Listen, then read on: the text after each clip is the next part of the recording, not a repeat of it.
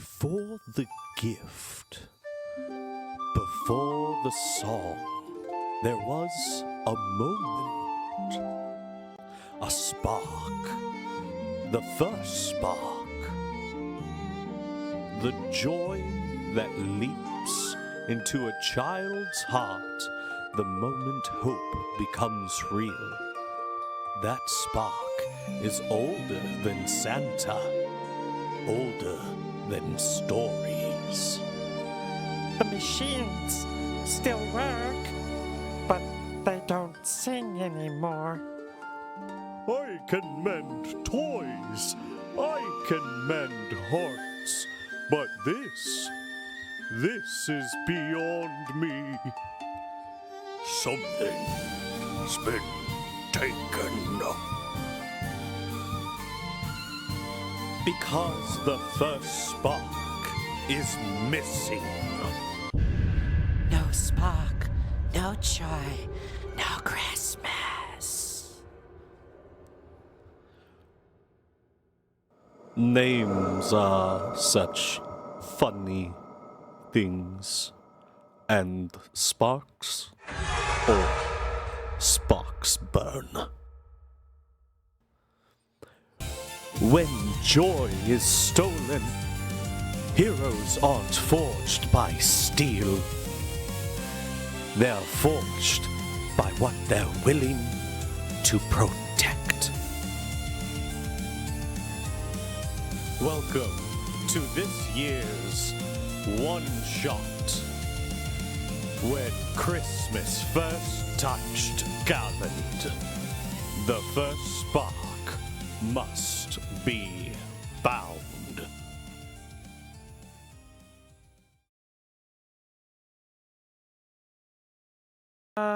Ladies and gentlemen, welcome in to Midwest Dungeon Delvers. It's our Christmas one-shot. We don't do this often. It's once a year. But the cool thing about our one-shot here on our campaign, or part of our channel and stuff, it is a continuous story that runs parallel to our campaign in our main campaigns that we've been doing throughout the years. Oh, thank you for the hydrate. There's some high quality H2O.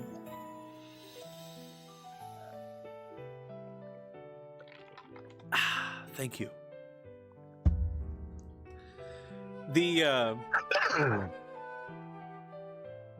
We've got our guests, of course. Our players. Yeah, it did redeem twice, Space Hermit. Thank you all so much for hopping in. Black Rose Storm getting first in the tunnel. Congratulations there. I hope you all enjoyed the intro to today's one shot as we are about to hop in. Our first little kind of housekeeping things we need to do before we start in. We need to here we go. Yes. Okay. Got that ready to go. We need to do a mic check. Ladies and gentlemen, mic check. Mic check, 1 2. Mic check, 1 2. Ooh. We've got Ignis. Stiltskin. Mic check. Mic check. Ooh. We have our good sir Bramblefoot. And do we have our good sir Kit Nightblade? Mic check. We do good, sir. We have a mic check. Wonderful. Okay, now, when last we left the retinue, the party had just completed a task for the listener.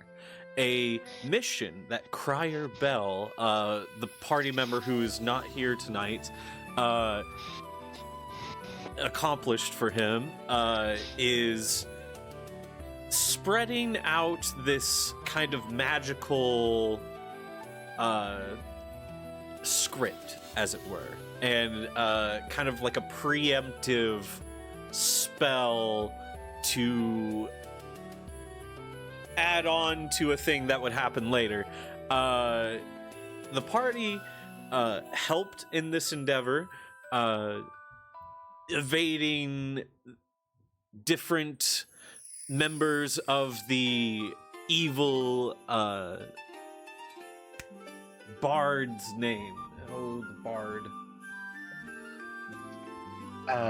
The maestro.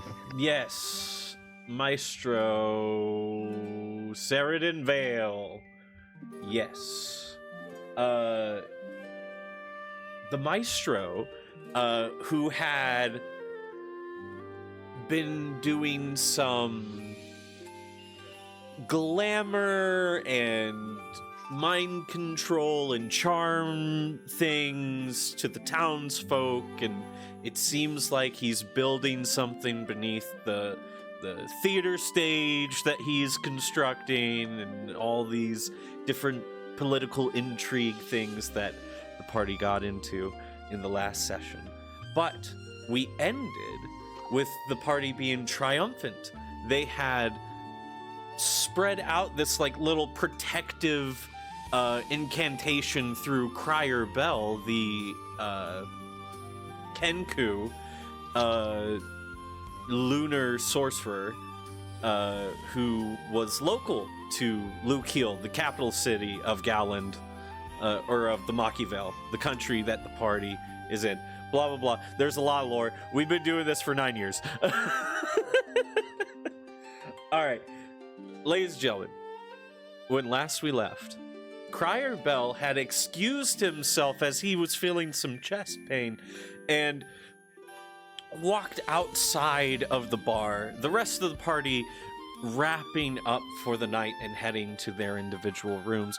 Crier Bell, enjoying the night air, looks upon his chest and notices a kind of crystalline structure beginning to form, and it somewhat painful. He touched it and it was a worse pain, and then he blacked out. And that's where we left off. We're gonna start with our good friend Ignis. Ignis, you awaken to a normal day in the Maki Inn. You have started to like stretch and get out of your bedding, and then there's something that you notice outside the window. I would like you to make a perception check.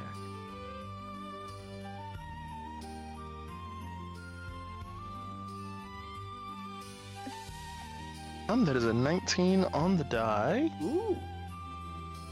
Not very good at perception, though, so... That is a 20 altogether. 20 altogether. Good, sir. Something is happening to the sky. The very like fabric of the ceiling of the sky above you starts to shiver and almost looks like it shimmers. And then it almost looks like each part of the shimmer serrates, and it almost looks like the sky is becoming roaming tinsel that is just permeating back and forth. And then you see the outline of your door to the rest of the inn kind of get this weird gingerbread icing around the edges, and then the door itself becomes a gingerbread door.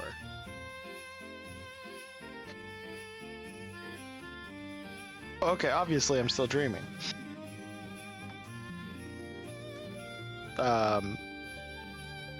I will make a religion check. Okay. Is this like the end of the world type thing? Make a religion check. That is a natural 1. Natural 1. To you, yes. This is the end of the world. The apocalypse is upon you. And the only way forward is not through the gingerbread door. No, no, no. You are fully aware that next door to you is a wise old wizard. So all you have to do is bust through the thin wooden wall between you and him, and everything will start to be at least a little bit okay because he can cast magic. So I would like you to make a athletics check to go through the wall. You're not going to believe this. Well, that's another natural 1. Ooh, I love it. Part of you makes it through. It is your head, but the rest of you is stuck in the wall. Bramblefoot, you are awoken to a loud thud, crash, and splinters scattering through your room. And Ignis's face is now stuck in your wall. Here's Ignis. A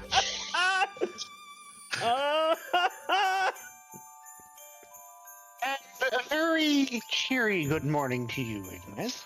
How may I help you? The end of the world is happening now. I'm currently stuck. But yeah, the end of the world is happening. And how did you know the end of the world was happening? Well, outside, the sky turned to tinsel, and the door transformed into gingerbread with frosting. As you are describing this, Ignis, Bramblefoot, you are noticing that your own door is gaining this like gingerbread icing around its edge. Ignis, I appreciate where you're coming from, but it is entirely possible that that was just a dream and you just came through my wall. What was the door made out of? Like a pastry-style bread, hardened White frosting? Yep. I might still be asleep, which I really hope, because if not, either we're both being crazy or you just broke my wall. I would like to roll I think Arcana check would work to see if this is the influence of the Rift Lamps. Okay, yeah, Arcana check. So that's kind of my whole thing. Okay. 19. A 19. It is not any sort of Riftland incursion. You do not feel as if the bonds of reality are tearing. Something is beginning to overlap your plane of existence. Well, I'm an abjuration mage, and my whole thing is keeping other planes out.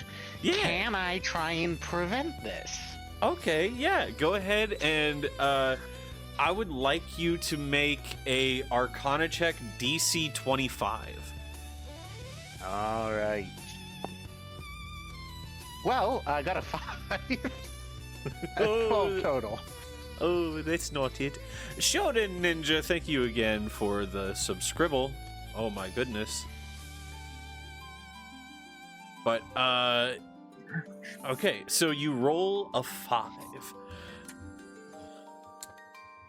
My good sir, you... Hang on, I've got this. And you start pouring your magic out.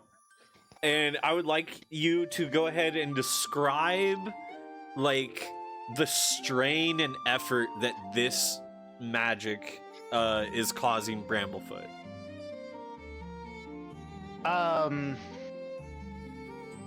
So can I make it psychological strain? Yeah. instead of physical? Yeah, Okay. it doesn't have to be Um, physical. So Bramblefoot pulls a muscle in his brain temporarily, Ooh, I love that. and sees himself now for a short period of time as a gingerbread man, as he tries to force realities apart, but he has no way of doing this. So he's literally trying to use his natural arcane ward that he's capable of casting as a way to slam the door between realities, and he just basically ends up recursively casting it and pulling a muscle in his brain, basically. That's wonderful. Oh my goodness.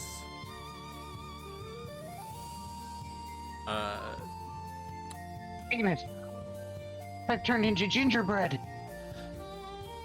He is 100% remained the same this entire time, Ignis. And he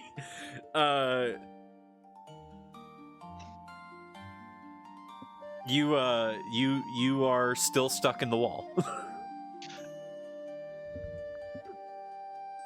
I just I would like to. Bramblefoot, you're not made of gingerbread, but the fact that you think you are leans credence to the idea that it is the end of the world. It's the end times, and I need you to push on my head. I'll help.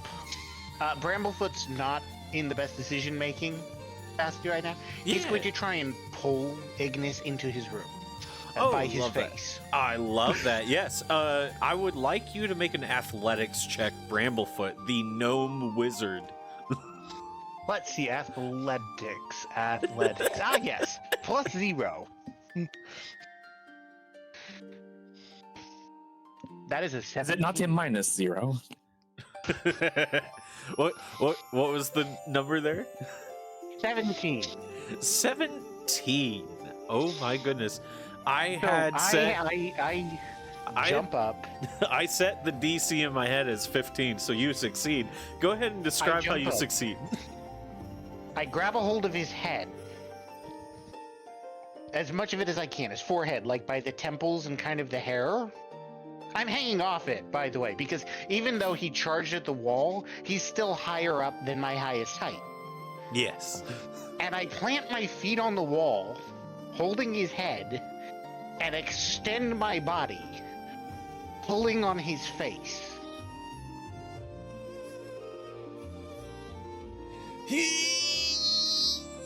Wrong way. And you actually come through the wall the rest of the way. Gingerbread power!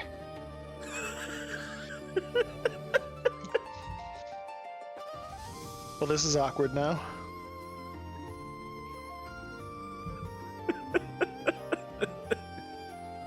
By the way, you're still not a gingerbread man, but I like where your head's at in the game. As I Of course I'm not a gingerbread man. I'm a gingerbread gnome. my bad for assuming. My bad for assuming. Right, I thought you might want to grow up a little bit. That's my bad. I will slap you. Well, if you're made of gingerbread, you can't really slap me. You can like Hang on. cookie me. Run! I'm gonna slap him. Roll melee attack. Which is basically just gonna be +0, right? Yeah.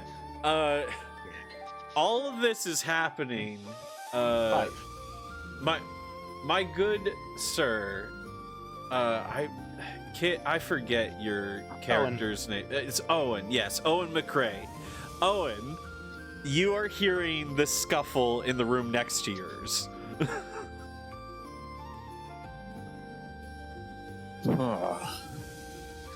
Gonna get up and cross the room and press my ear to the wall.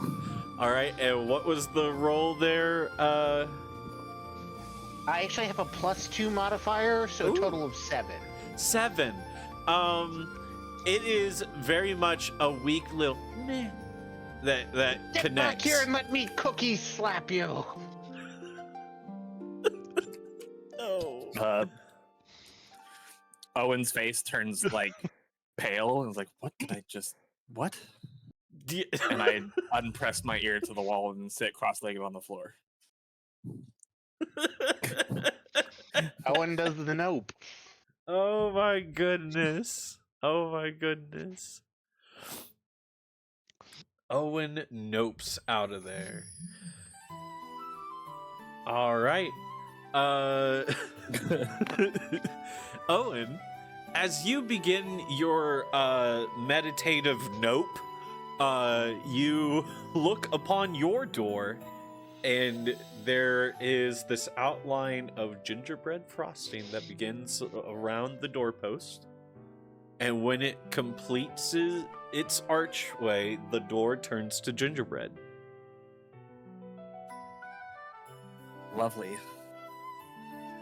I'm gonna grab my crowbar and my hammer.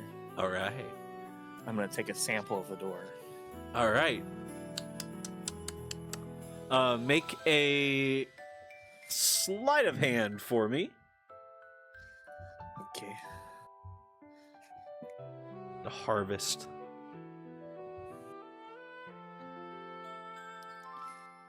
I haven't gathered my tools all the way. Ooh, Getting all his tools. is a 11. An 11.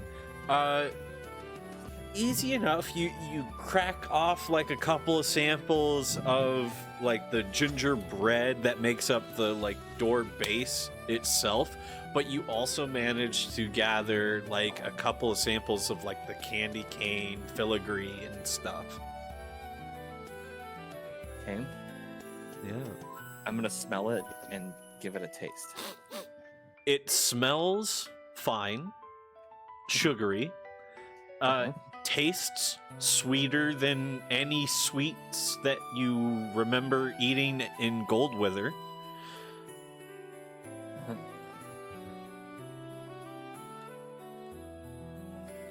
With like a little extra spice at the end.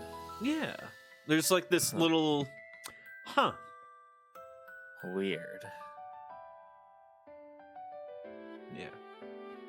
Okay. Is there a door handle? There is a door handle. Without opening the door, I'm gonna test it for actuation. It works. Oh.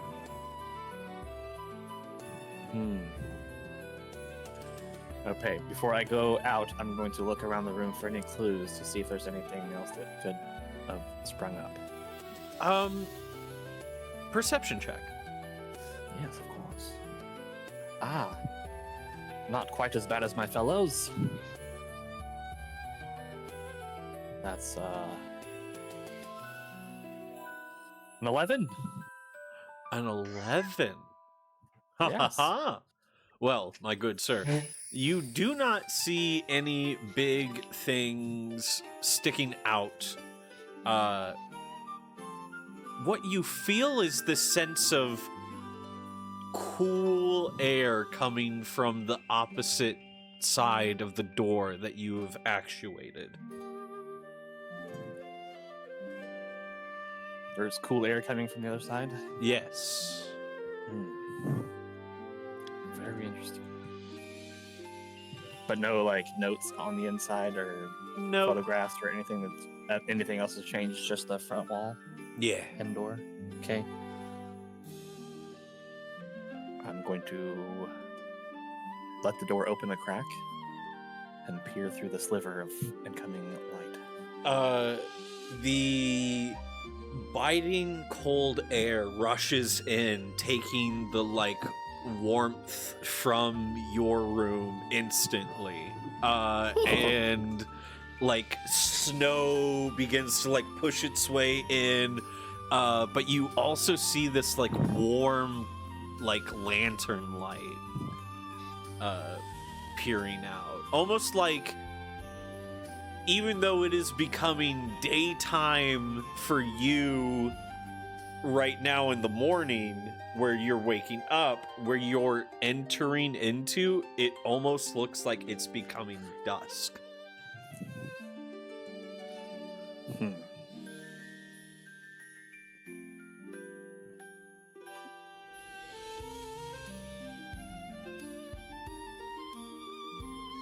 Um.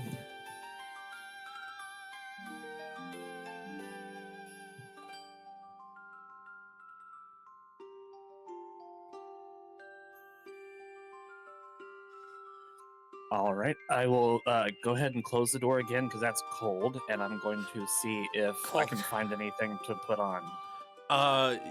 You go ahead and make a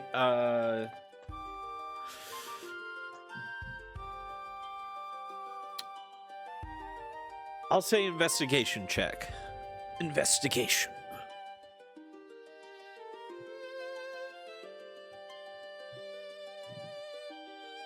Ooh.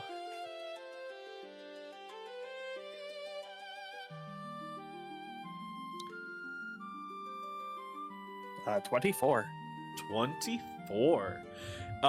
You spy several blankets and things that you can like craft into like makeshift coat real quick, and things that you can like jerry rig together for like warm lining of your own clothes. Right. So while you are like gathering all those materials, we're gonna cut back over to the other room. Ignis and Bramblefoot, what are you guys doing now? Where's my icing? If I'm a gingerbread man, I should have icing. No. Upon seeing that Bramblefoot is not really useful at the moment,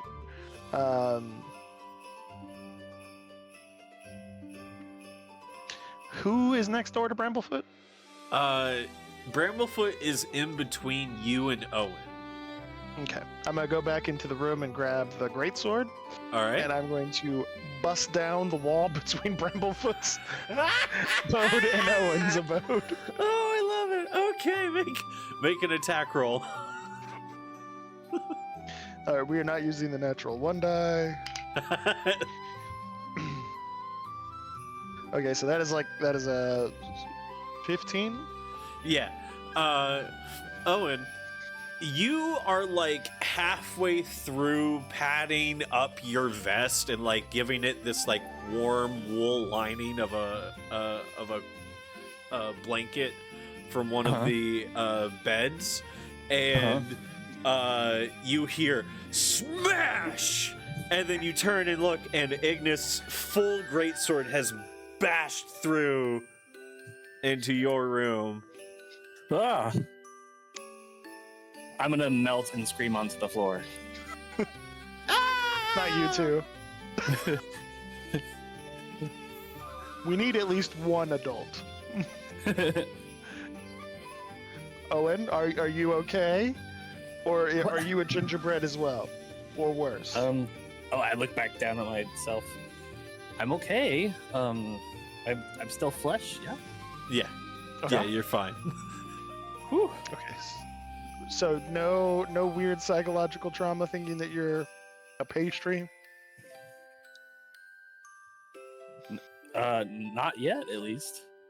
I Great. do have a warm jacket that I just made. That is wonderful. Good job. Do you need one? Why would I need a jacket? It's the end of the world. So you don't get cold? You need a towel for the end of the world. It's not the end of the world, it's just The different. sky turned to tinsel. The door is gingerbread. I see the door and it's cold outside, but it's not. It's Wait. not that bad. Festive at the most, but not bad. We can work with this. So, DM, what is the classic use for tinsel in the world as So- it is right now? As it is right now, tinsel is used in a lot of like festival ceremonies for decoration. but it's not like dedicated to a specific like time of year. It symbolizes change through fracture, which this world fractures a lot. So, Well, it's not the Riftlands, so... Is it the gingerbread people?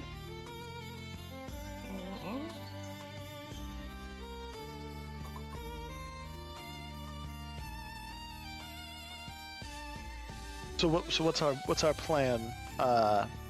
Do we just keep busting through walls, or My door is open. oh, you open your gingerbread door? No, I just tell him that, yeah. that my door works. Okay. From But yes, the fireplace in Bramblefoot's room, you guys just hear, guys, just don't leave me here if he's gonna be crazy like this. Ah! oh, it's Ed. Hey guys, My bad, still Ed. ahead here in the fireplace. It's good that you got ahead in life, because you know. It's good that you fished me out of the river. Very true. I don't know what we would do if we lost our Ed. Well, we'd be all hands and feet. That's all. Heads up. I just collect Ed. You just like scoop I him assume up. you're Scoop him carrying up. him on the stone of cool, right? Or are you gonna actually carry him?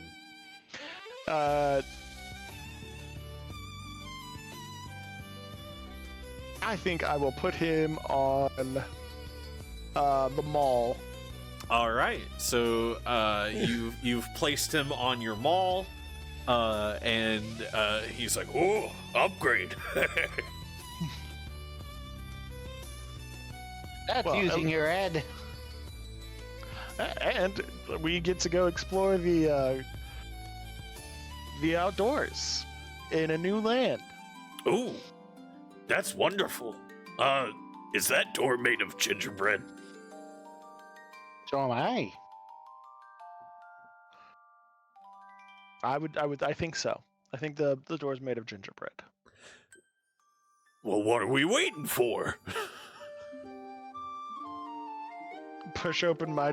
Actually, no, I'm not gonna push open my door. I'm gonna leave my door shut. I'm gonna go into Bramblefoot's room and push open Bramblefoot's door. Before you all see a like warm, like wooden post that is lit by this lantern, and then a like snow-covered forest beyond. I certainly hope there's no satyrs out here. If there are, we'll kill them together.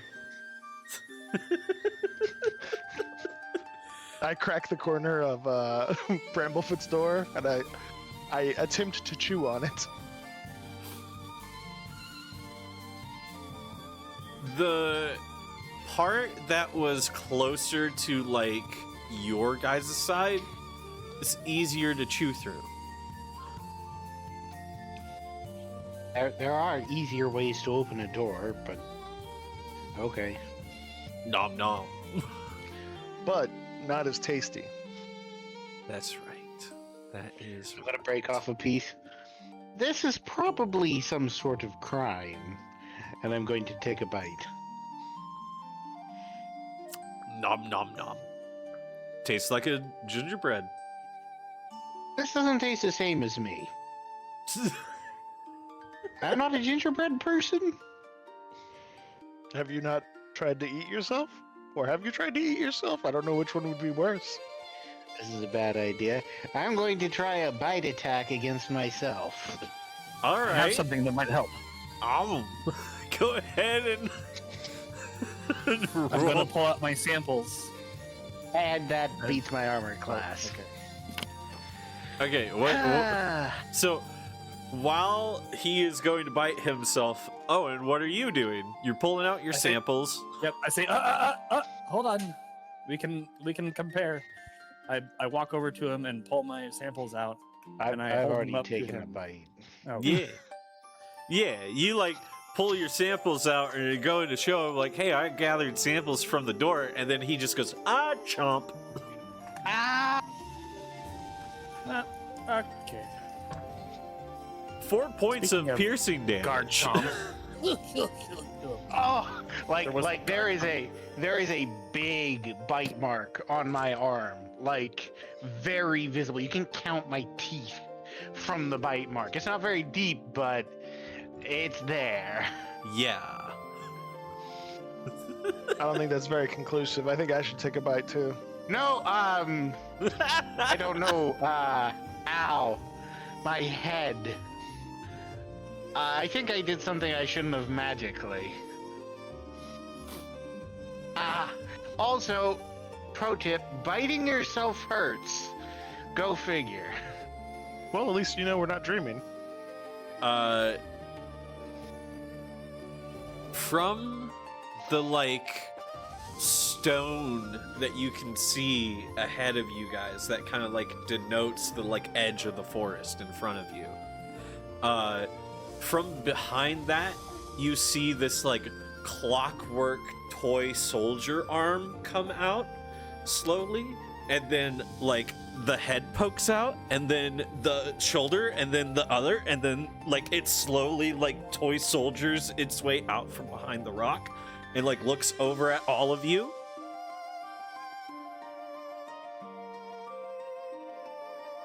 Good afternoon, Corporal.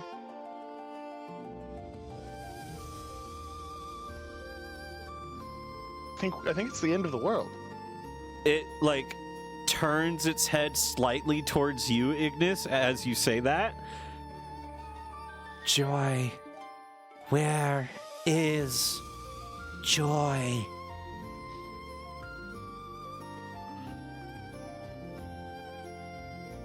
Never met her. The spark. Where is the spark? I reach over to Owen. Owen, you know stuff about that.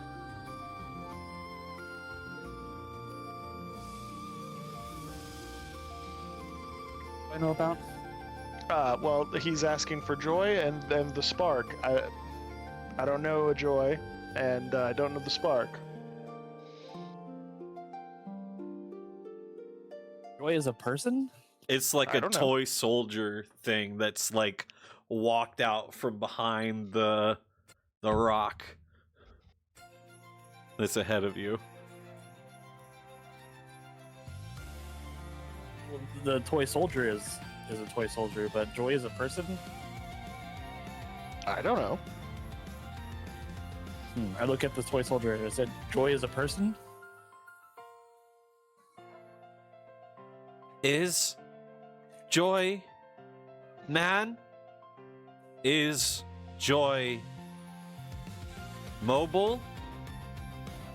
You hold Joy. Oh. Owen, I didn't know you kidnapped people. Yeah, he must be Well- talking about something else. Spark.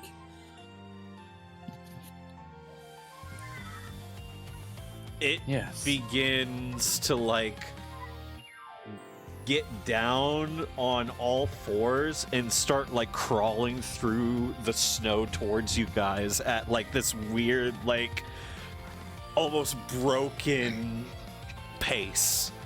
Oh, Grab the door and shut the door. No. Just shut the door. Shut the gingerbread door. Yeah. I don't often agree with No. you strongly, but I Let's agree win with you somewhere strongly else. on that one.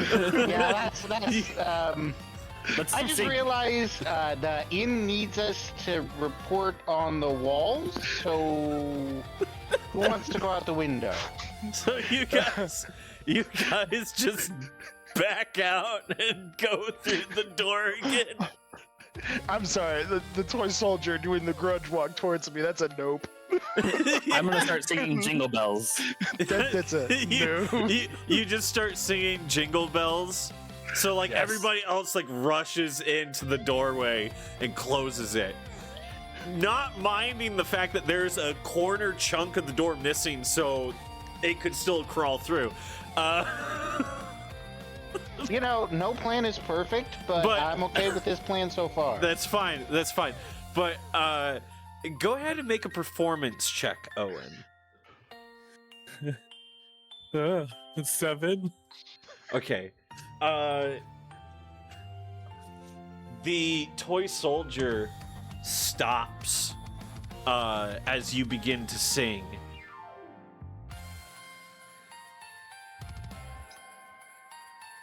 And Jingle bells, jingle all the way. Oh, what fun it is to ride in a one-horse open sleigh.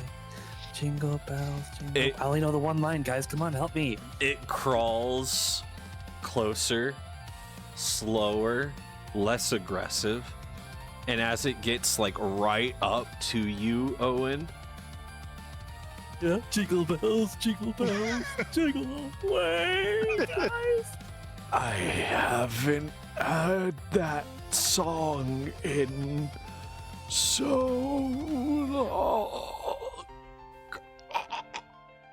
and then it goes still and stops moving. Oh, it just needed some happiness. It shakes violently in front of you. I jumped. And then it collapses and it's done in the snow. Ignis, could you help me move these parts to the fireplace? Sure, we could move stuff and things and not focus on Owen's brutal murder outside. No, parts of that to the fireplace. Yes, I knock on the door. The door, there's just like a knock, knock, knock. I open the door a crack and look out. And, It's Owen. okay. Yes. Ah. Nothing brings Christmas joy like a fire. And I hand him the parts. Not you. I put my hands up and walk away, like take a couple steps back from the toy soldier. No, thank you. I don't know. You don't not put in my thank you, Owen. I just back out of the room with my hands up, like, nope, sorry, you don't touch cursed objects like that. like you're backing out, right? And I get a sense of what you're thinking, and I look at you briefly.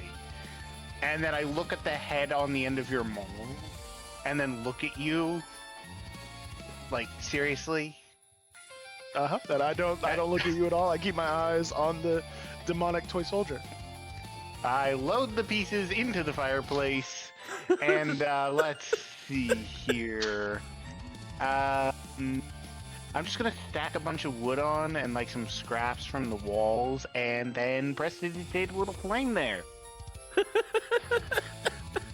I'm gonna go ahead and go out my door All right. as all that evil's happening. As you like go to your room and then exit your doorway, you walk into Owen. As your door just opens to the same place. So just to be clear, that didn't happen, right? We all agree. We agree that you have set fire to a cursed object, yes. I don't remember that. But I don't remember doing something like that. Well then, let us be away from the cursed dolls of joy and sparks. Like, I thought that sentence couldn't end worse than it started, but somehow you managed it, so... You guys venture forth into the cold forest. It's not cold. I have the warm. Well, jacket. Owen's warm. I've got a flaming skull. Yeah. Ed does keep you guys warm, relatively warm. I'm gonna be real. Ed's I flame don't- does keep you guys warm. I don't have a jacket or an Ed, so I am freezing and like really unhappy. Oh no. Just a little You're a stiff. gingerbread. You don't feel the cold. That didn't happen either. Oh, okay, you're back. My bad.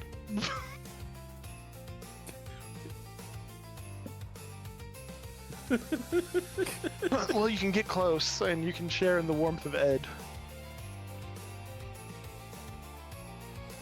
Cursed Well. skull flames. Alright, fine. He's not a cursed skull. He's He's just an literally a skull from the plane of eternal fiery torment, or some such. So, pretty. yeah, but he cursed. talks and he's nice. That thing Hi. talks too, and Name's I mean- Ed. Second part of that sentence though, where is Yeah. nice is important. yeah. I was gonna And do like also- a whole nice is relative, but no. Also, I No. probably could do that same thing. It's just I don't have a physical body.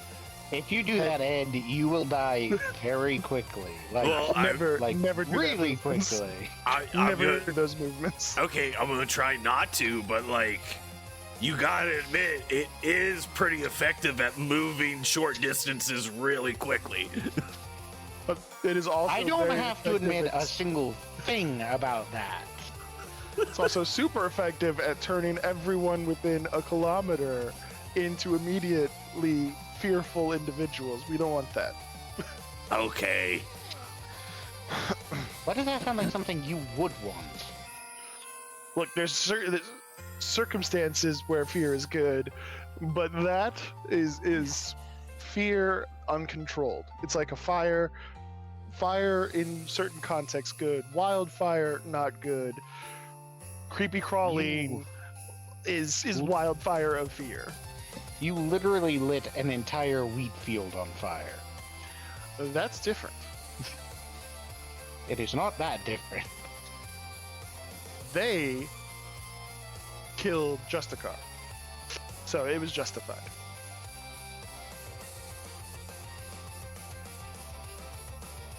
Whatever. As you guys venture through the kind of wooded area, you come across this like doorway to what looks like a large facility.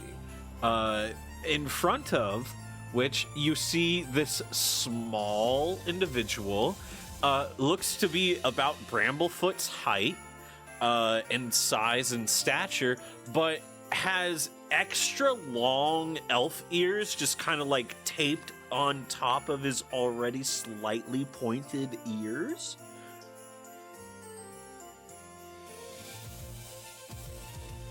And he looks at all of you and just goes, hey, and he looks at a list. Took you long enough. Ignis, Bramblefoot, Owen McRae. Yeah? Very much depends on who's asking. Well, I'm Tibbet Geargleam.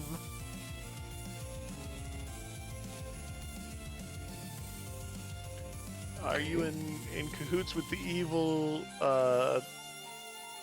toy? Evil toy? Oh no, did one get out? That's Yes. one way to describe what happened. Oh, the toy shouldn't have even been sent out for delivery yet. We have much to do. A lot in the factory is still under repairs. There's no way that we could be able to do the release of something. What was it that got out? A toy There's soldier. A toy Kindling. soldier? Oh my!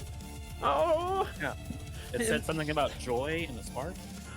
And we don't know who Joy is. Quickly, come in, let me show you. And he like turns and pushes two double doors like open, and you see before you the factory of good old Saint Nick himself. Ooh. It is plenty warm inside and nice and comfortable, and everyone instantly just gets this like warm, cheerful feeling on the premises. And then the elf, as he's like leading you through, elf in quotes, he goes, We make laughter by the 100, and if one laugh quits, I lose sleep like a clock losing a tick. Oh man. Oh, and that toy soldier, that makes me very upset. and he comes over and he shows this like blue box. It's like see-through, kind of like cerulean glass, and then there's like arcane lights within it, but it's flickering, almost like there's something that should be housed in the center of it that's gone.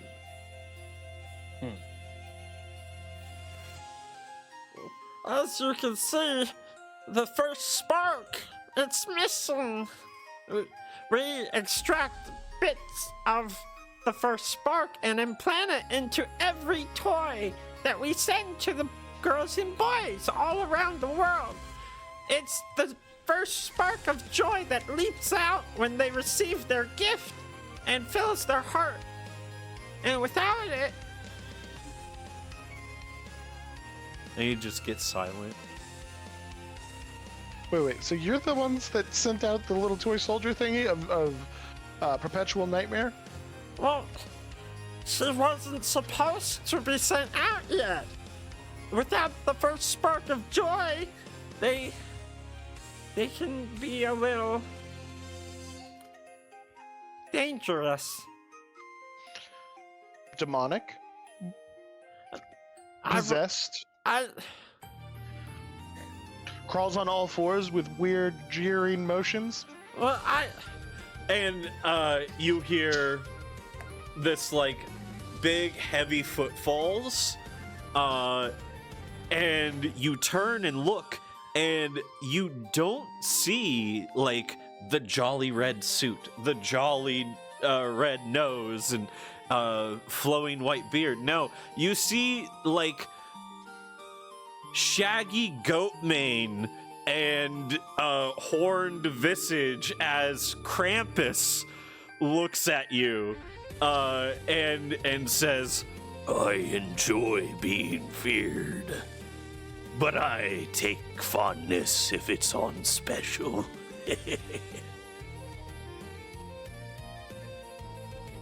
I just hold the Ed Maul to Bramblefoot. Hold this for a moment.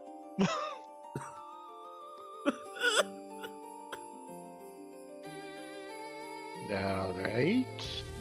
I do the like backbendy thing and attempt to shuffle towards Krampus the same way the doll did. make a performance check. While also doing like the grudge thing. Yeah.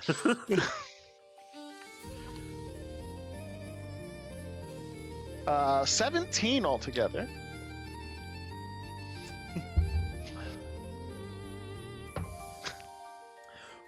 Oh yeah.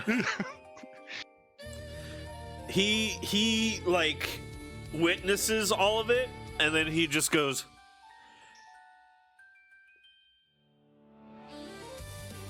Hey, Baron, you want to get down here? Seems like one of your creations got a little bit too much of my influence. I kind of pull myself back up, but you see how that is beyond even what you would want. Yeah, out there. typically I'm not all about that type of stuff, you know, like if you misbehave, like instead of Cole, I'm just gonna come take you and stuff, but like that's the thing of messed up. nightmares. That like that's the illusion of receiving something, but then it's actually just bad. Right? Like I just come take you. I don't do that.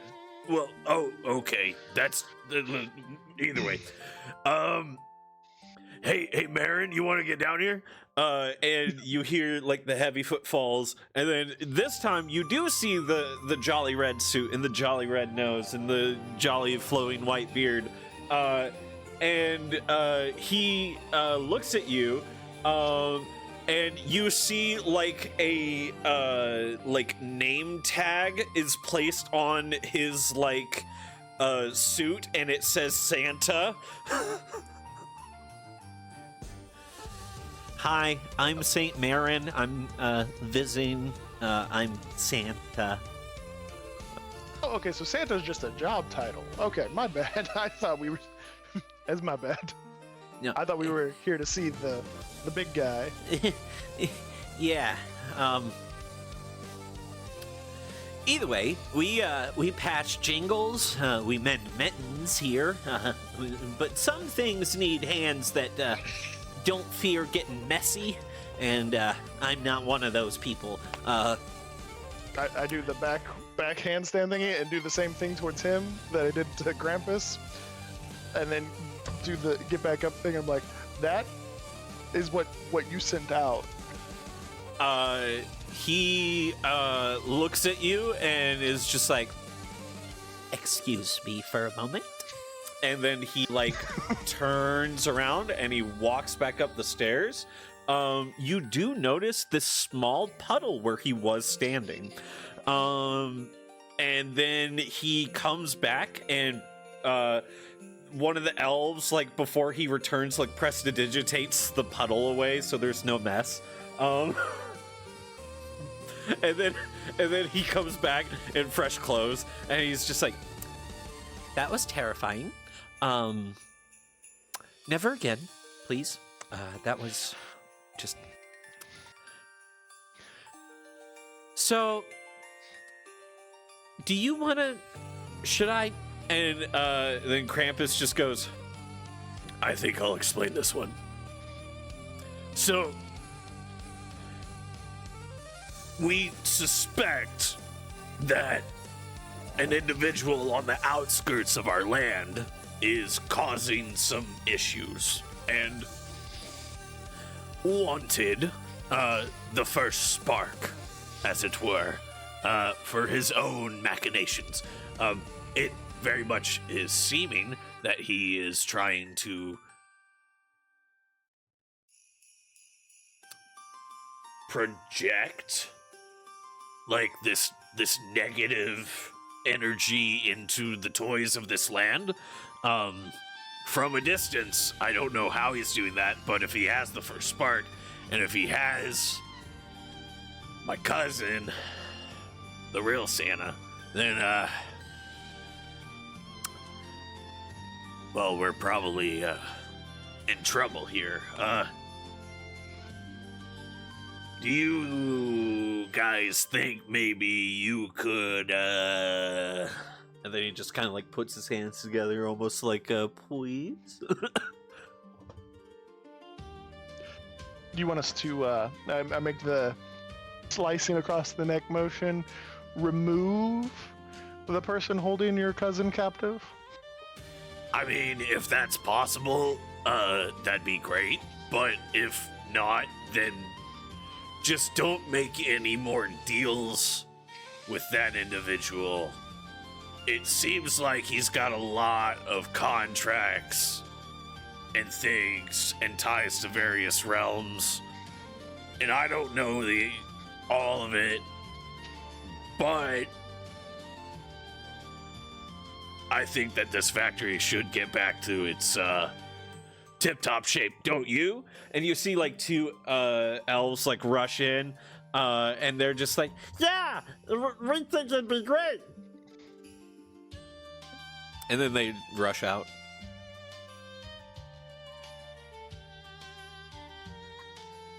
So, out of curiosity, how long did you spend rehearsing that plea?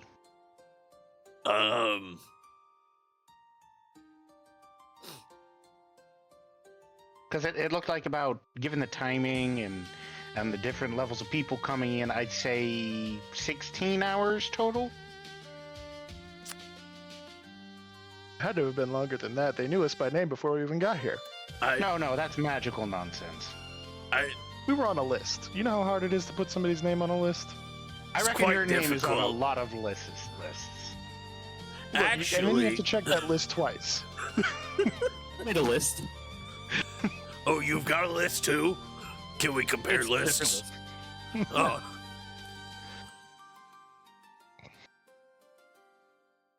And of course I'm on a lot of lists, you know, like...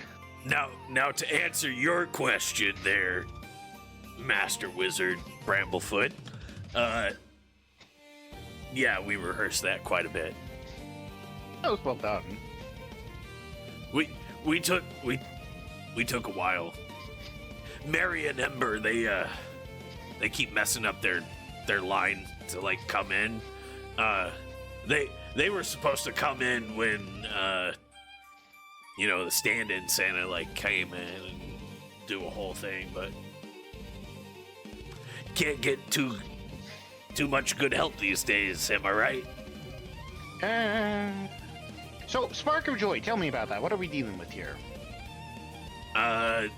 Well, it's literally the like first spark of joy that like fills a child's heart when they receive a gift. You know, it's like really good for them, you know? I look at Bramblefoot and I go, it's like when you set a heretic on fire. That's not when I get any positive feelings. So basically it's a gigantic, symbolic, but extremely powerful magical focus for positive energy from children? Positive energy that infects children, yeah. That's a weird word to use. No, so, look, I'm not going to dive into the mechanics of magical emotion, but if you're familiar with the fear spell, you know that emotions can be transferred from individual to individual almost in the same way as an infection. But the thing about the first spark of children is it's a spontaneous generation. It's not something that actually comes from other outside sources. So that's a remarkably powerful source. Worse, if it gets corrupted, things are gonna get bad. I put my hands up in air quotes. I do. Master Wizard Bramblefoot. I'm gonna be honest with you. About half of that magical metaphysics went right over my head. Spark good, spark corrupted bad. Find the spark. All right, then okay. Now we're talking simple language. The next question comes into play. Krampus, what is our compensation? I tell you what. We will work on something that you would like as an individual.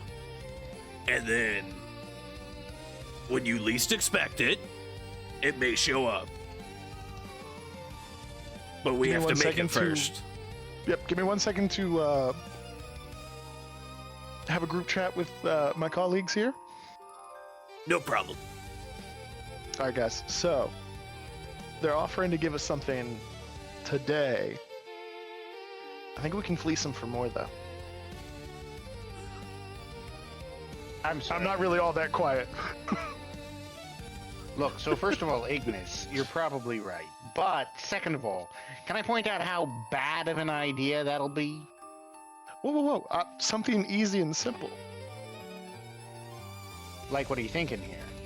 we get something today after they make it, but then we also get permanent nice list. I would enjoy the surety that I wouldn't have to ever deal with him being big and angry at me. Oh, no, a nice list across the board. We're the good boys permanently. You're not getting everybody's- that. They're not miracle workers, but I reckon we can probably ask, see what they can do. They're desperate. They're not Spark that of desperate. joy. Well, spark of joy. You said, that's a good thing, and if it gets corrupted, that's a very bad thing. So This just is a like point here. Apocalypse level literally- things. If you're literally holding the possible corruption of a multiversal force of good over their head to get on the good list, I think that permanently puts you on at least one bad list. But see, if we agree to be put on the good list, then we'll never be on the bad list. Perfect logic.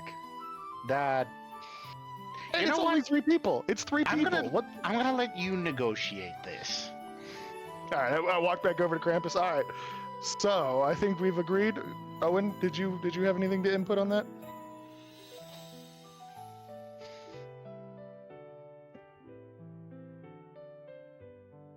Take it as a no. All right, I'm going to say that we have agreed on this. I will Yep. see your object being made for us in a time that it has to be in the near future. Can't be like, 30 years from it's now. not. Yeah, like as soon as we're done making it, we'll send it to you. And then also, permanent good list. Across the board, everybody's good list.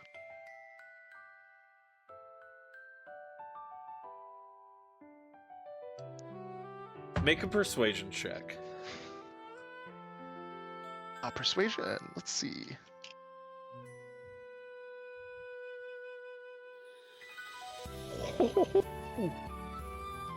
Alright, so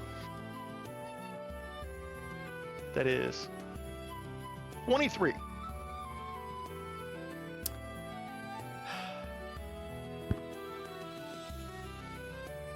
He looks at you like That's like a really silly thing. and he's like midway through that sentence when Ignis, time stops. Your friends stop moving. And it is silent. And darkness fills the room. And you feel that presence slink up right next to your head, knowing that if you turn and look at it, you will die. And it simply says, I may be under restrictions, but they are still weaker than I. And then the presence disappears, and Krampus looks at you, and then just goes, "Yeah, permanent good list. Yeah, that's real nice. Yeah."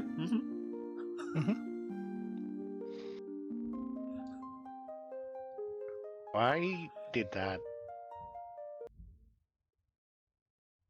Don't mind that feeling like somebody just walked over your grave. Don't mind that. And it does feel like that. Like each one of you gets this like I would say you scare me, Ignis, but you've always scared me. So As you say that, I just kind of start to do the backbend thing. I will punch you right in the nose. Like no questions asked. My bad. Look, the toy soldier was creepy and scary and is a thing of nightmares, but it did inspire me. Oh god. you guys rummage together and make your way out of the workshop. Before we leave, Krampus, do you have any idea what direction we should be looking in? Follow the light of the moon and do not stop until you've reached the cave. Is this like a different moon than normal moons that move throughout the sky? Well, Because like if we follow the moon and the moon's constantly moving, then we will No, never like- get to the. just trust me. It's a magic moon. It's different than Okay. the moon that like you guys are used to because you guys have 2 moons. Your world is weird. Did you guys know that you spin backwards? I already know don't what that tend to means. spin at all. And also, both of our moons are also magic, if you ask any druid.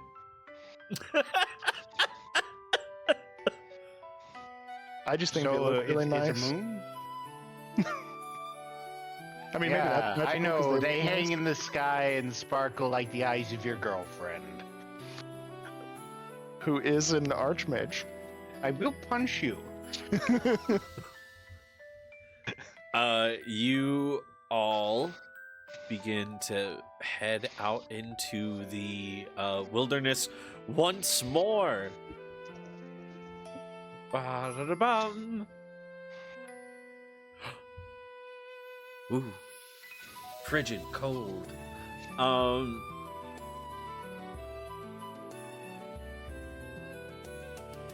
Who would like to take the lead through this frozen forest?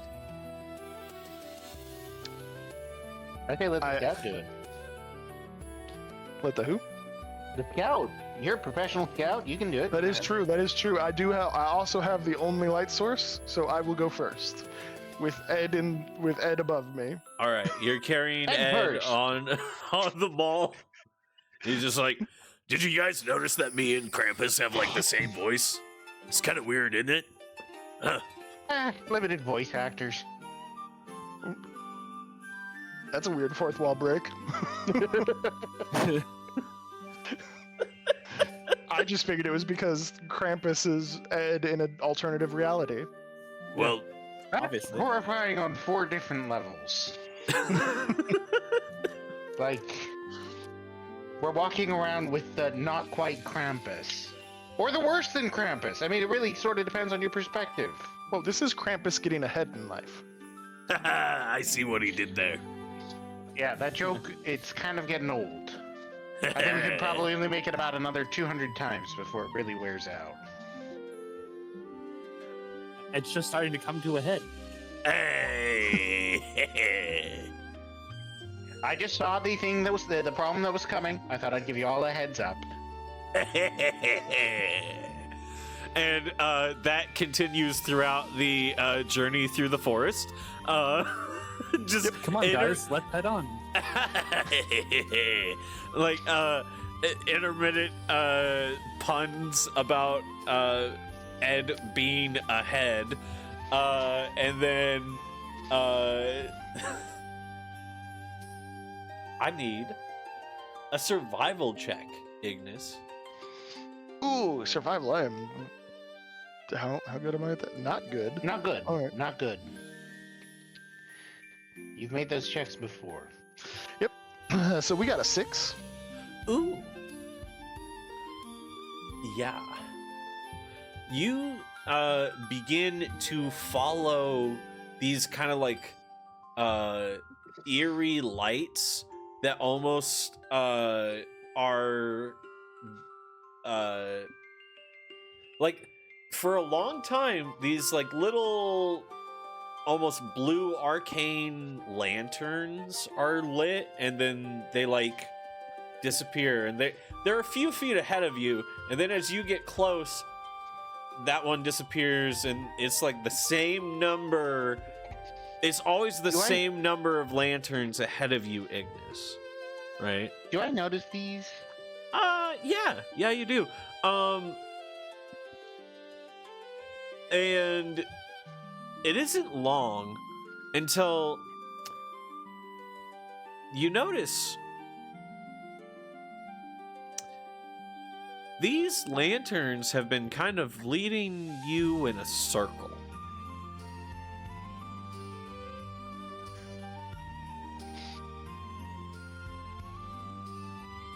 I'm just gonna keep following the lanterns until somebody stops me, Yeah. because I'm just mesmerized by the light. would like to Arcana those. Yeah, make an Arcana check. Yeah, that's a 19 on the die. 26. Yeah. Those are willow wax lights. So they mislead and are trickster lights. Ignis? Ignis! Ignis! What's going on? Not the lanterns! I The can't help moon! it. You know, I promise to do this quite often, and I'm gonna slap him. you In the head. you run on up and you give a little whack.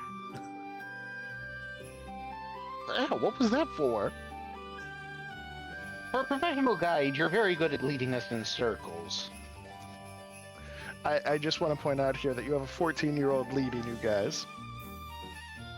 I'm depressed with my life decisions. All right, I just wanted to clarify that. You make a good point, and a bad point. And also, let's follow the moon. The moon. I just kind of like gesture Ed to the moon. And Ed just goes, "Oh, yep, right that way. Yep." To the moon. All right, and you follow your way through. Hey, Bramblefoot, you think if we walked far enough, we would eventually get to the moon? No. But I reckon if we flew high enough, we could.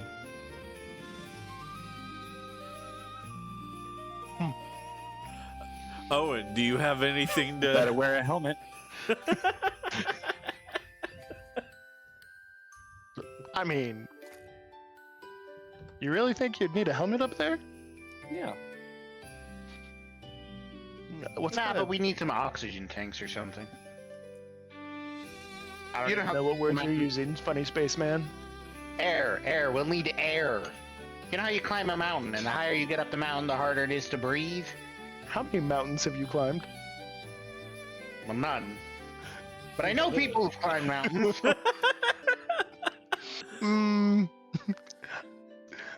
X to doubt.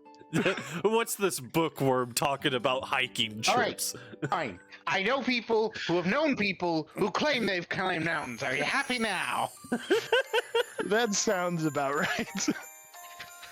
Point is... Oh, whatever. All right. You guys make it further along the journey now that you're following the actual light of the moon rather than the lanterns. And then you notice a kind of like rickety wooden bridge crossing over this like wintry ravine. Below you, you see these like balls of tinsel that are like flying and hovering throughout the valley below. And you see like a bunch of toy wooden arms that like are embedded in the ground and snow beneath the bridge.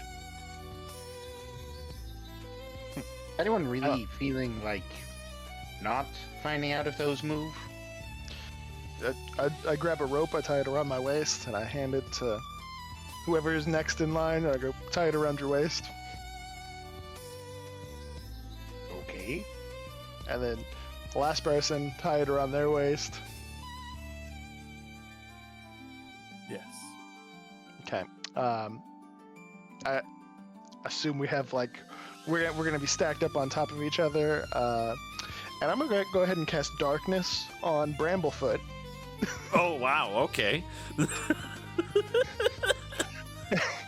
And then because I have the ability to see without Yeah. being impeded by the magical darkness, I am now going to drag us across the bridge. Nice. Nice. Watch your step. I'll test each plank to see if it can, carry our weight. Make a dexterity saving throw. Oh my goodness. Okay, so that is a 23 altogether. 23. That ones you rolled earlier. Yeah. No, you got rid of them. You managed to lead the party across the bridge with no issue. You do hear this like weird, like buzzing, almost like the sound of a really large fly that is mixed with like a shaking bag of tinsel. And you hear that like come next to your orb of darkness and then kind of leave. And then you make it across the bridge with no issues. Yep, as soon as I hear that, I look over, see it. I didn't see that. We're gonna keep going. Yeah. Nobody needs to know about that.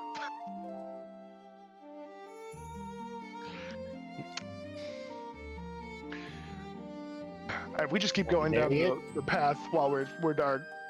For as long as darkness lasts, we keep going. Oh, yes. You manage to get all the way through and find a... You find the mouth of the cave at the edge of the forest. And you see this big kind of cartoonish designed wooden sign. You know, it's like if someone scraped the bark off of a tree and then just attached that with rope to a stick and then stabbed that into the ground and then like wrote with either blood or berry juice. You can't tell from this distance. It's blood. Property of Rooples Pooples. You can even tell the accent based on how they slanted the words. That's right.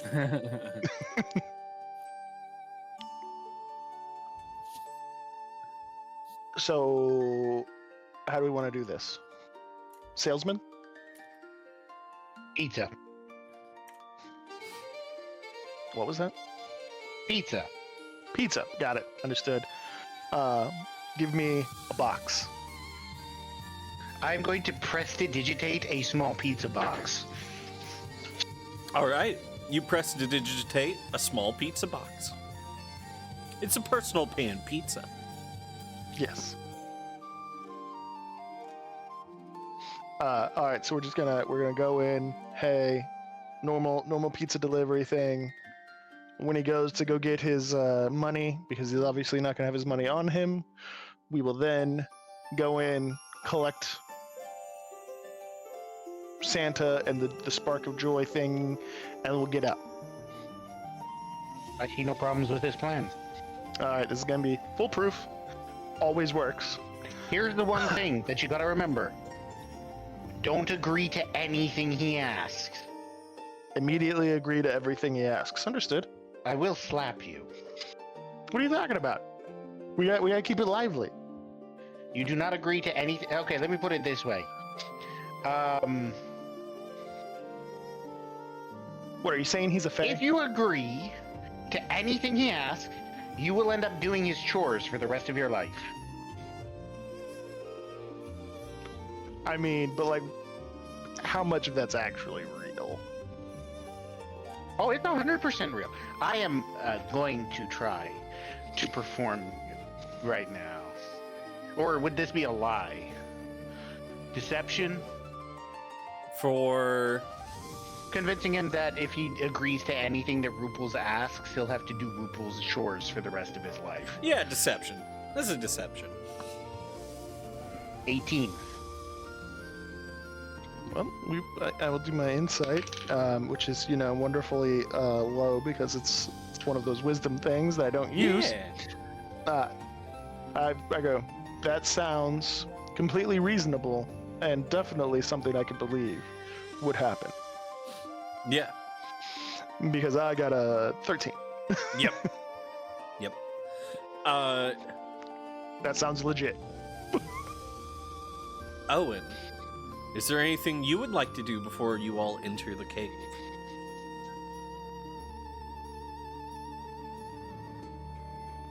I'm gonna pull out my hooded lantern and have it ready. All right. You have your hooded lantern and you are ready.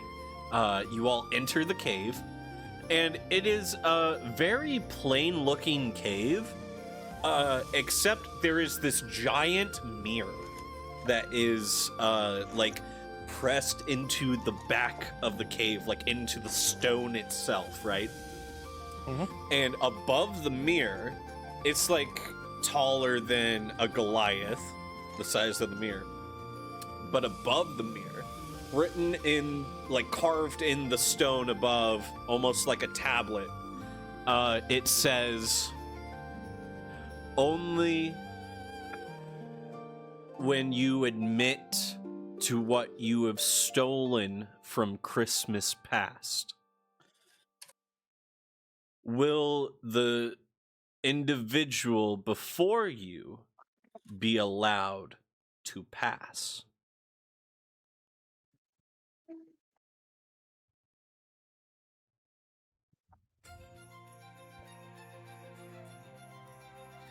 Is there anything else inside the cave, or is that it? There's literally nothing else. You hear like the steady dripping of stalactite and mite cave. I walk up, knock on the glass. Solid. We got a pizza delivery. No response. Pizza for Mr. Pooples. No response. All right, any idea what that is up there? What that means? I've never heard of Christmas before, so no. All right, so you just have to admit to what you stole. A candy bar when I was 6? There's this small shimmer in the reflective surface of the mirror where the reflection of Bramblefoot is. Well, I mean, recently I stole a woman's heart, so... There is a will small punish ripple where Ignis is. Finger gun towards Bramblefoot. Owen, what have you stolen recently?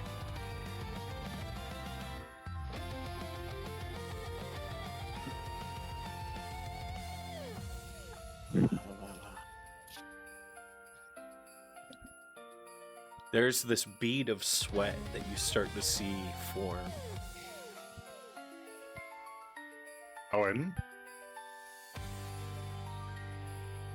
What have you stolen recently?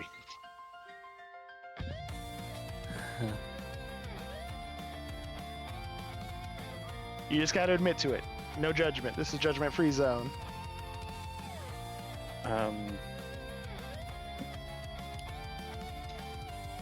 If anything, would have been a whip, and I searched my bag for it.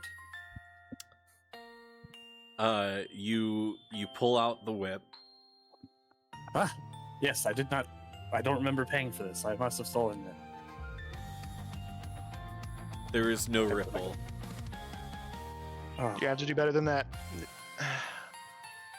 Now I am getting really, really suspicious. What have you stolen recently?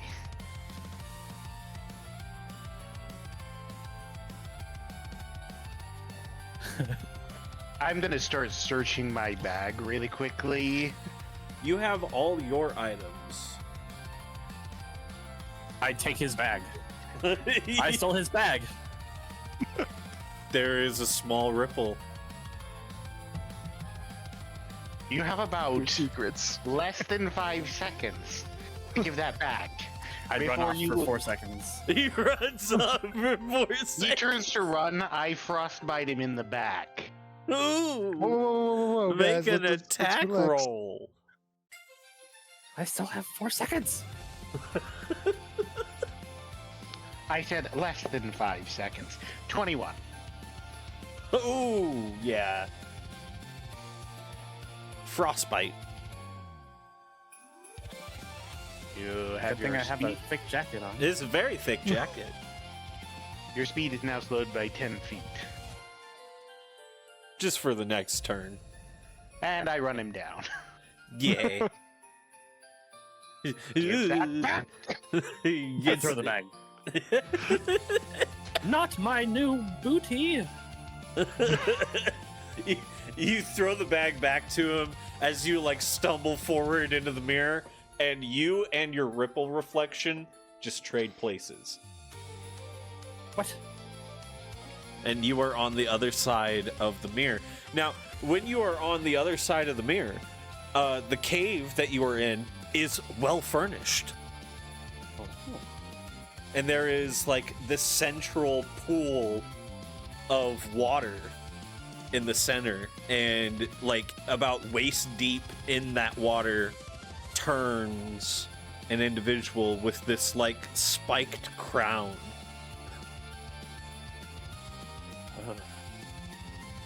Who dares enter my domain?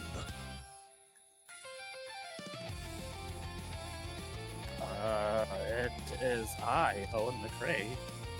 Ah. Owen McRae.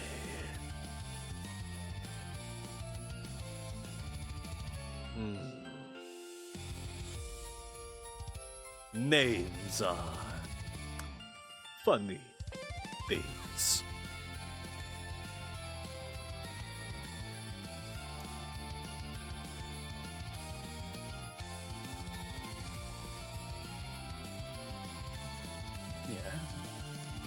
Yeah. Wait till you learn about my friend's name. You know, names are like mittens, warm when you remember them, and sticky when you forget.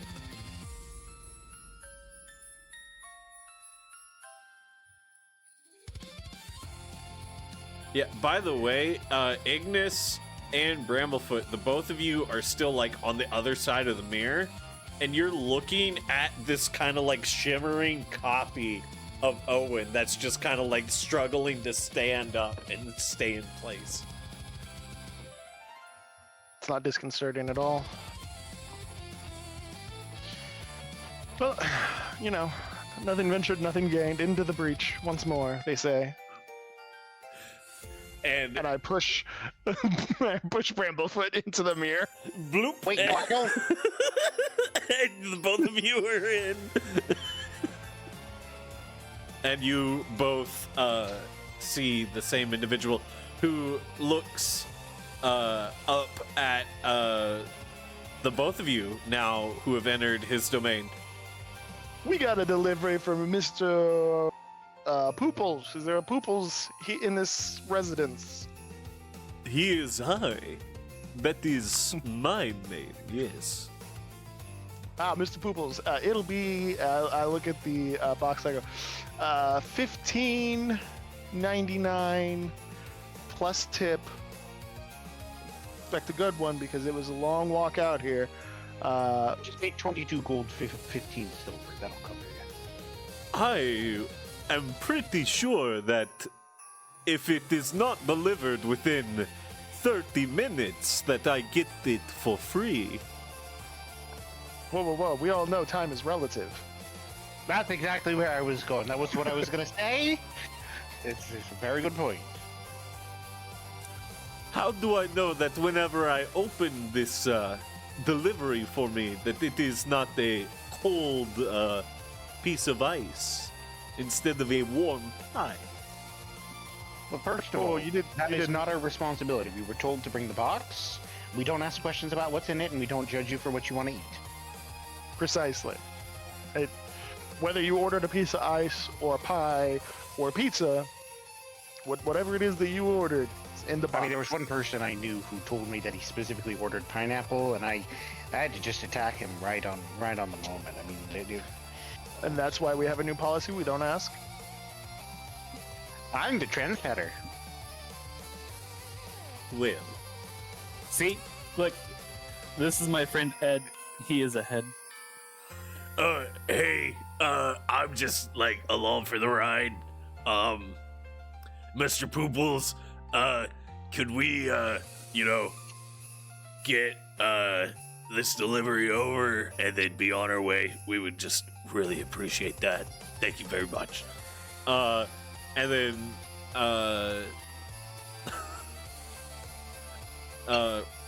Pooples looks at all of you and says,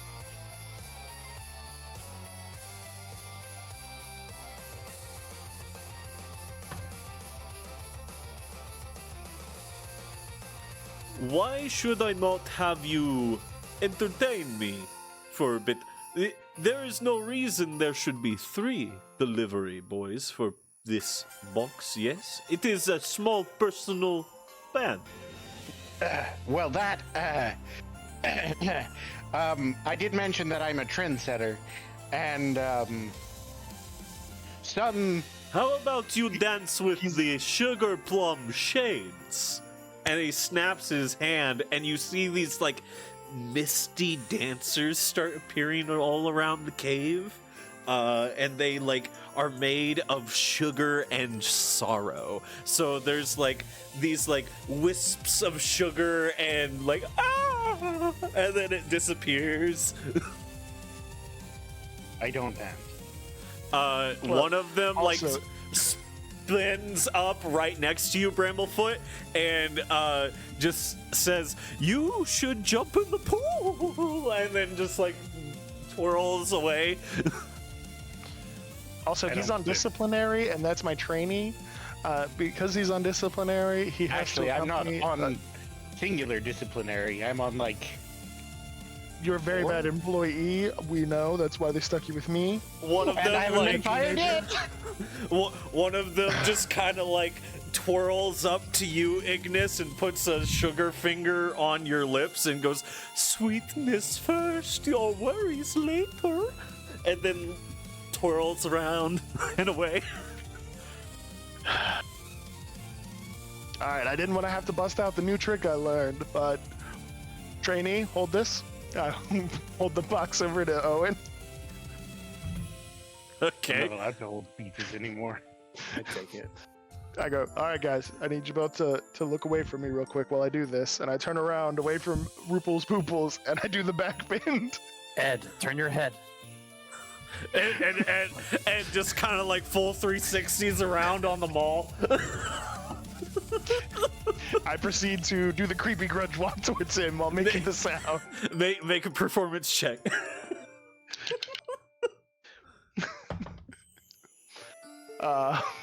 Performance. We've got a 21. He looks non-worried for the majority of your performance until you get right up on him. When you get right up next to him, he goes, too close, no, not fun anymore, back, get away. Yeah. I just charge after him while doing it. No, you get away, and he starts like running around the cave. After a good little dash around, I'll be like, all right, are you gonna pay? Okay, I'll pay, whatever you want. Yes, I'll pay. All right, we're just gonna hang out while you go get your wallet. Okay. And then he like busts through this like gingerbread door in the back of the cave. Go. I go, Bramblefoot, you're on the spark. You can find magic stuff, and you did a lot of metaphysics on magic stuff. That's Go. magic. Owen, find the Santa Claus. All right. I heard Bramblefoot say detect magic, so I know what he's doing. Owen, what are you doing?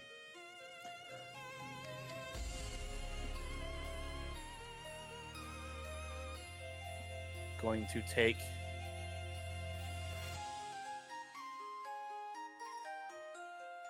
Now, mind you, you're still holding the box. I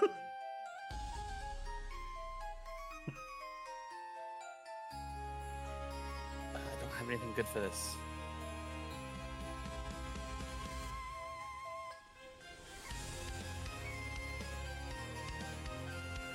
I don't have anything good for this. Oh. I am going to take my crowbar, which might be slightly heavy for this, and the wire hoop handle off my hood and lantern. I'm going to unfold it, All right. and then I'm going to take the crowbar and I'm going to cross them into divining rods to see if I can point them towards Santa. Make a. I'm gonna say it's a mix of Arcana and Investigation. So roll your d20 and add the two of those modifiers together. Okay. I'm saying this is a combo skill roll.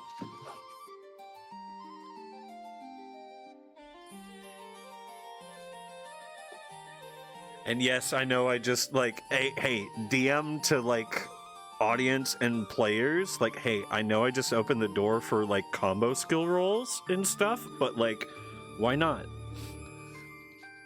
That is 22? that is the go-to. What was it? 22. 22.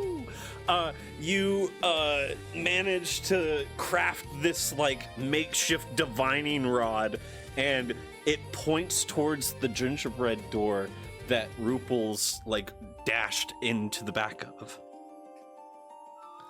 Oh. So while you begin to move in that direction, following your divining rods,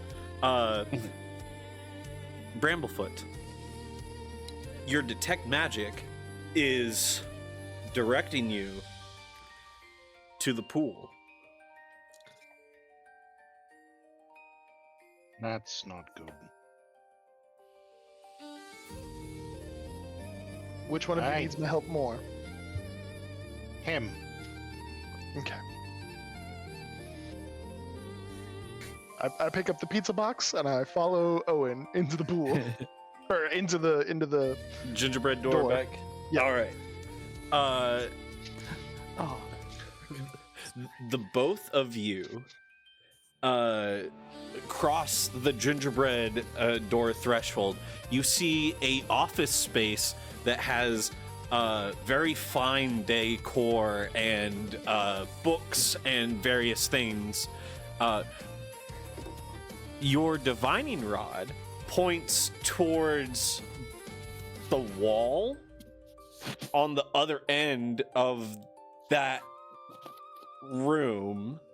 To your left, as you guys enter, there's actual more space in that office, and you see Rooples, or Mr. Pooples. You see him rummaging through an office desk over in the corner of that room, looking for his wallet.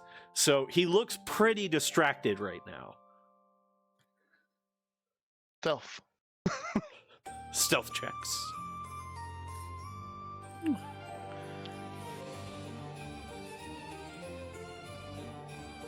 $15. 15? Natural 20 plus Oh yeah. 9, so 29 altogether. Oh yeah. You both just silently cross the room. The moment we get in and see him, it's just grab Owen down. Yep, and you silently slink like the scene in How the Grinch Stole Christmas. Both you and Owen start slinking around on the floor, Grinch style, to get around the office. While Pooples is just rummaging through his desk in the back.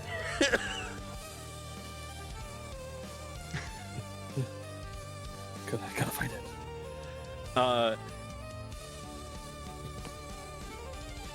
investigation check, Owen, and while you're doing that, Bramblefoot, you look into the pool of water. At the bottom of the pool, there is this, like, ocular cage around a gigantic eyeball that is, like, searching and moving, and there's this, like, dark red fire that is emanating from the eyeball.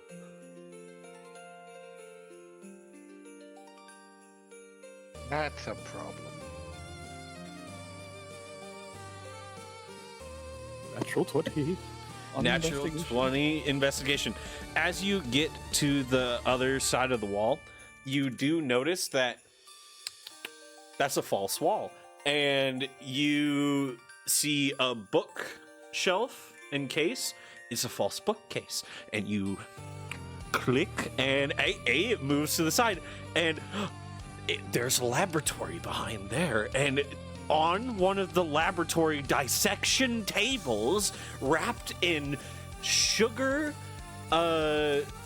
string and candy wrap,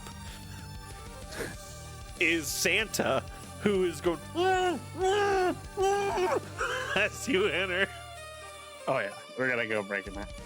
All right, you're breaking Santa out. Bramblefoot, what are you doing with this giant eyeball at the bottom of the pool?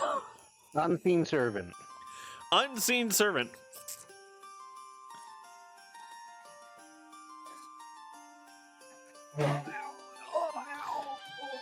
Unseen servant is there.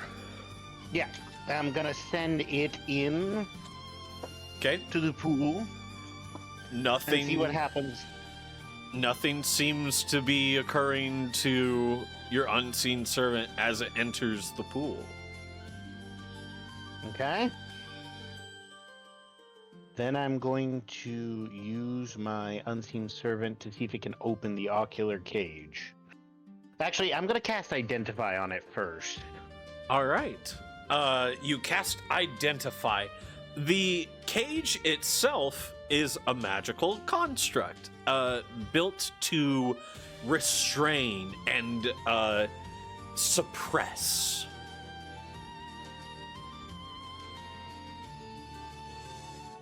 And the fire inside the cage?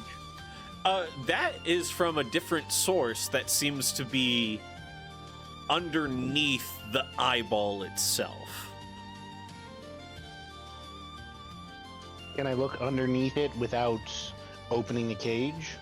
No, as it, like, the cage itself is, like, cylindrical around the base of the eye. Like, the eye is almost, like, pressing right against the cage, like it's trying to force itself through.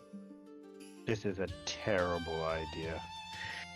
Okay, then I'm going to have the unseen servant open the cage.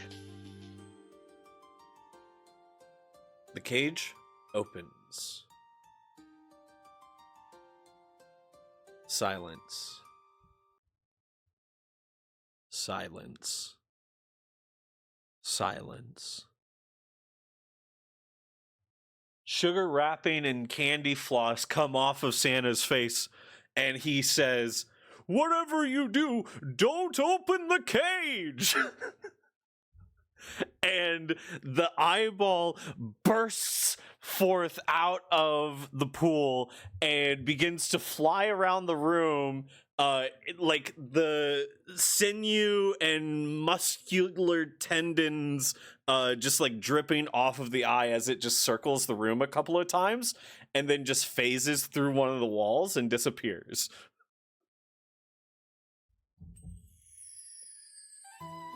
Is the spark in the cage?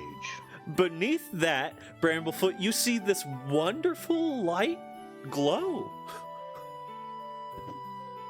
I open my lantern of Detect and Magic and sort of try and get the spark into the lantern and close it, hang it back on my belt, and get back out of the pool as quickly as I can. And you get out of the pool. Well, just to be fun, I'm going to cast Minor Illusion on the cage to make it look like it's still got the eye inside of it. All right.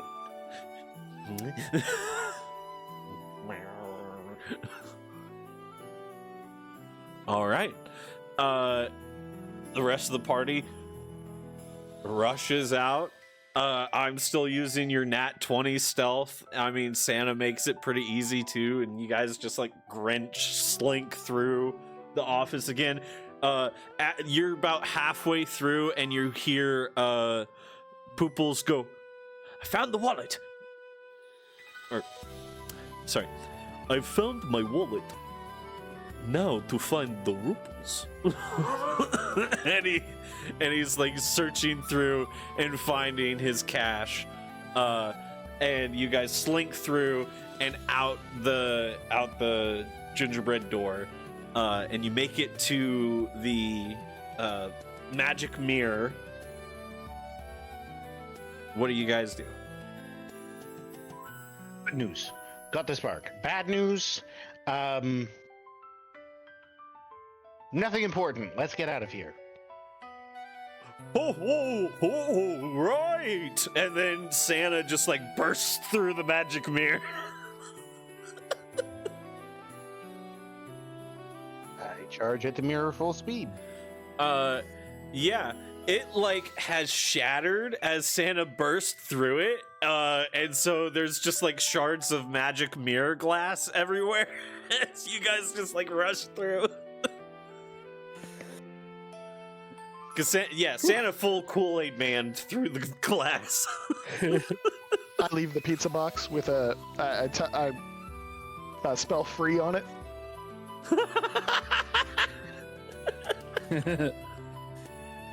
Oh, that's so good.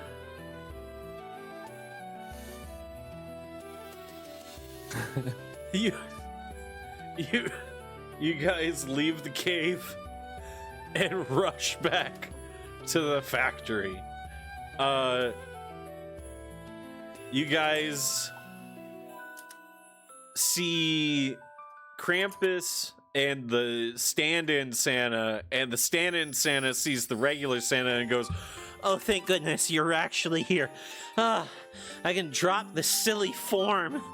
And the disguise self leaves, and you see the Pied Piper, who then takes off like the silly, too big for himself Santa getup, and just like sets all that to the side, and looks at all of you and just goes, "Thanks for not making me actually have to go out on Christmas. It is too cold for me." Who are you? "Oh, I'm the Pied Piper." And he pulls out a flute and plays like a little thing. Oh no. Didn't I hear something about you and not being allowed to be within 120 feet of children? Hold on. And then he disappears out of the Hold room. Wait a second. I have an employment request for you. He's gone. Why did you have to spook him like that? We could have used him back in Lukiel. Made him go up against the Maestro. I'm not letting him near any sort of performance area. If you knew the stories I heard about him... Look, they can't be that bad. They are. They 100... Like, let me put it this way. I would trust you with decision-making before I'd allow him near a performance area. Well, that's not saying a lot. You trust me with a lot of decision-making. I regret a lot of my decisions. Look, this is just another decision I could have made where we could have had a, epic, I don't know what it is when one person has a lute and the other person has a flute and they both go at it, but whatever that is, we could have had an epic showdown. Like a band up of the bands? That would have been pretty epic. See? Look what you ruined for us, Bramblefoot. In my defense... They should have called you Stumblefoot, is what they should have called you. I'm gonna stomp his toes. You stomp on his toe. Ow, ow, ow. Whoops, sorry. You're right. That was a bad one. Fumblefoot was it. I stomp on his other toes. Ow, ow, ow. Ed just looks at you, Ignis, and goes, Hey man, like, if you're gonna waste toes in front of someone without toes, like, That's right. That's very insensitive of you. yeah, it's kind of mean. You know what that means? He's got a bone to pick with you. Sorry, that was a rude ad. you hear Krampus goes, So, what specific item or design would each of you like, and then we'll work on it and then, like, send it to you. I'll start with you over there, Mr. Owen, since you're the one who rescued my cousin. What would you like for Christmas?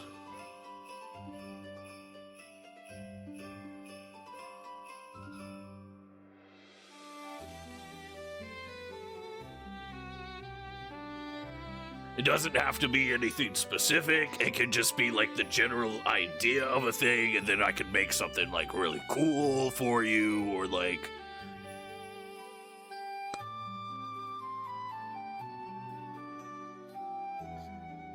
How about a multi-directional megaphone?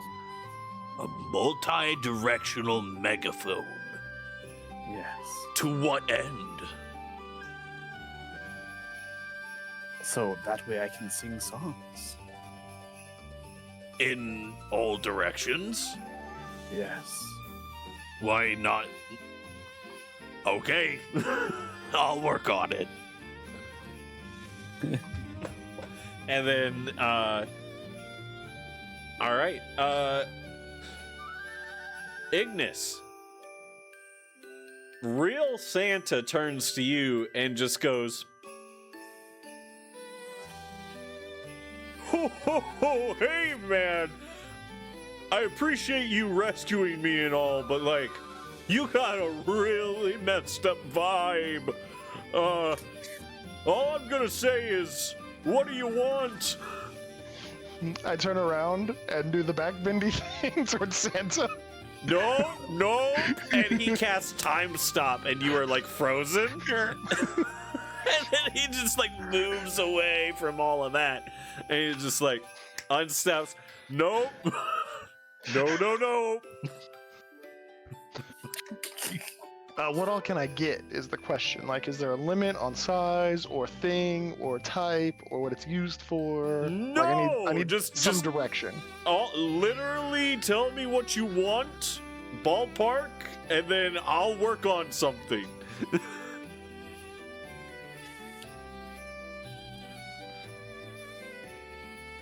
Could be a weapon, it could be armor, it could be artifact, it could be anything. Anything. Yeah. Anything at all. Yeah. There's only one thing I want. What do you want? Bring Justicar back. I mean, Resurrect him. Revive him. Reincarnate him. I could something. do that. That's something we could do. Do you really want this? Yeah, more than anything, actually. All right. What's the catch? It's Santa Claus. He's not gonna do anything underhanded, like bring him back as like a lich or something. You're not gonna bring him back as a lich or something. No, I'm you not. hear that, Ed? I'm not. Hey! Don't get me wrong, I like you, Ed. You are a good skull, but I don't want that for Justicar. No, trust me, I wouldn't wish this fate on a lot of people, especially if it's someone you like. And then Santa just like looks at you and goes, just know, I can't change what's happened since he's been gone. I just nod, I go, I know. But the other half of our agreement. I look at him and Krampus. The other half, right? We're still good on that one. Krampus just shudders a bit and goes, yeah. Okay, as long as I'm on the permanent nice list, I am okay with that. Krampus turns to you, Bramblefoot.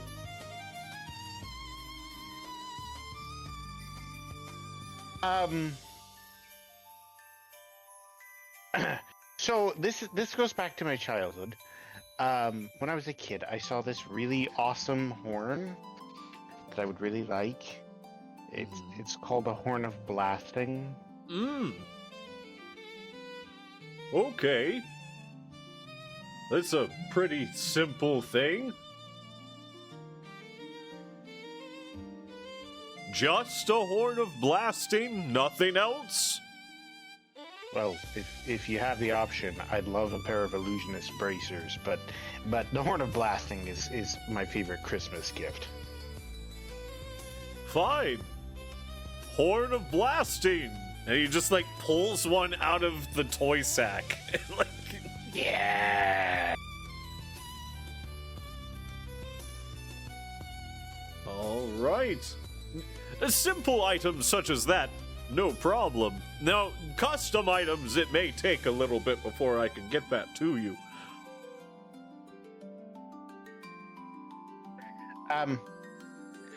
One small thing, while we're still here. Yes. I don't want to alarm you or anything, and this is nobody's fault or anything. It's just that there was an eyeball in a cage in the pool in Krampus's in Rooples there, and it got out somehow. Oh no! And he like quickly rushes up the stairs, and you see Krampus just like go wide-eyed and then rush up the stairs after him. And then you see the elf who led you through the factory, didn't. He just kind of goes, Well, we'll get those items to you as soon as possible. Until then, Where should I put this spark? oh, come with me. and he shows you like the blue cage that had like the missing central thing missing. Do you let the spark out in that? Yeah, being as careful as I can to make sure it ends up in there. It does so, and the first toy that is created on the assembly line with the first spark being back in its place, there is this like almost hyper vibrant colorification that happens around it, like to the realm itself. And so like that just like spreads out, and then the next one is made, and that just spreads out, and that just spreads out, and it just keeps happening.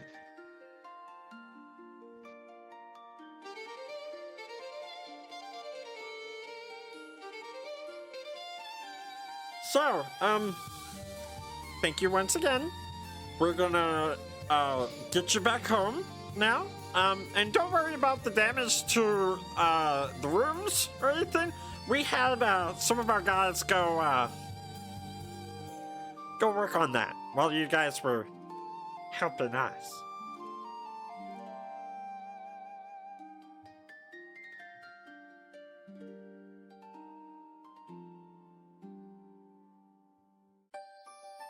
He said that to Bramblefoot?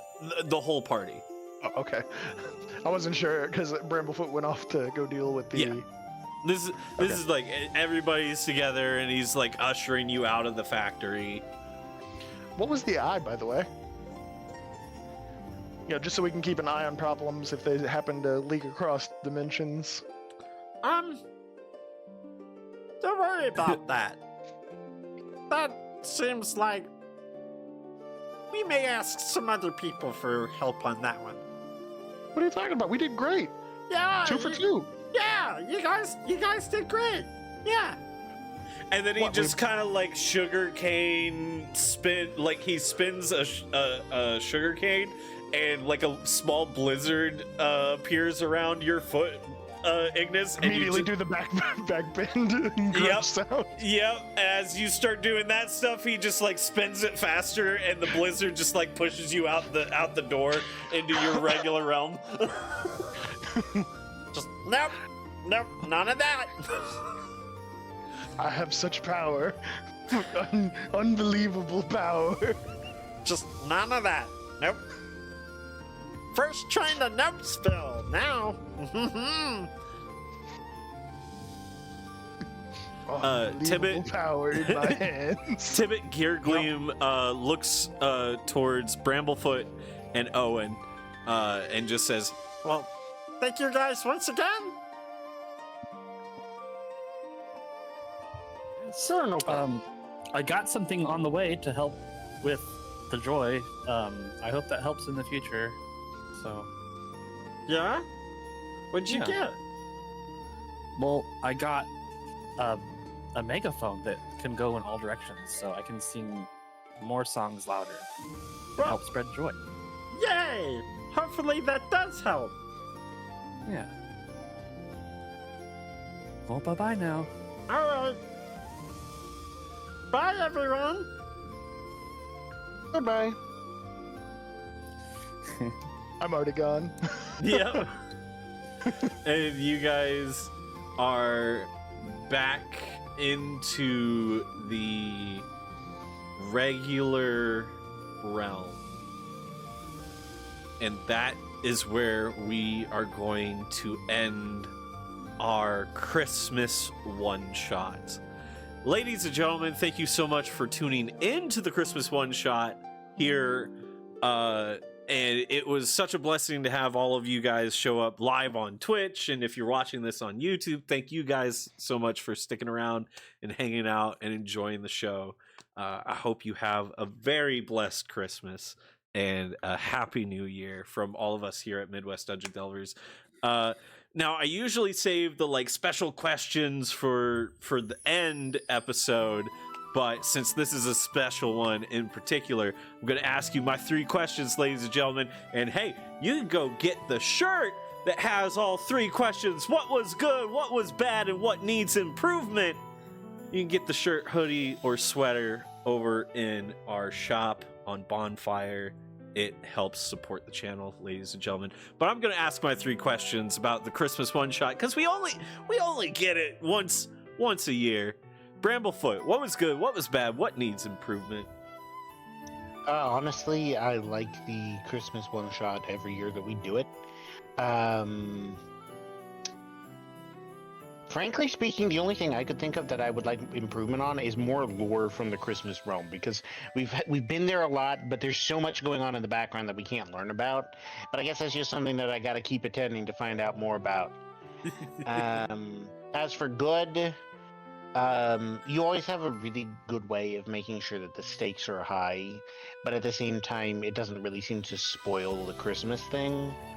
So definitely like that. As for what was bad, I hate how we always end up making things worse in definable ways. Yeah. But you know, we have the options we have, so Yeah, you're not wrong. anyway, other than that, it was fun as always. Oh my goodness. Thank you so much for your feedback. And thank you for being part of the show and part of the Christmas one shot. Hey, Corn, aka Ignis, what was good? What was bad? What needs improvement? Well, I think this was by far one of the better Christmas specials. We didn't absolutely ruin Christmas like we normally do. Yes. We actually saved Christmas. Better We than last did year. less damage than we've ever done. Normally, it's way worse than this. Yes. You're not wrong. You're not wrong in the slightest. All we did was let an eye out of a container. The Lord of the Rings universe might be a little upset, but No. that's here nor there. Yeah. Yeah. Oh my goodness. I mean, overall, it was pretty good. Like, the voices were great. There was a nice wide spread of them Aw. across, like 8 different people. Yeah. Yeah, everything just kind of moved really quickly. You kind of rolled with some punches that came out of nowhere, Yeah. avoiding the combat. Yeah, trying. Trying very hard in today's episode to be like, I want it to be more like eerie and like talk back and forthy combat rather than actual like we're gonna use abilities and mess each other up, you know? I will say the bad thing is you've given Ignis a new weapon to use to terrorize your world. Yeah, I am very aware. but Ignis is a warlock. It makes sense. And he's 14, so now he can terrorize the local population. Yeah. It makes sense. All right. Owen.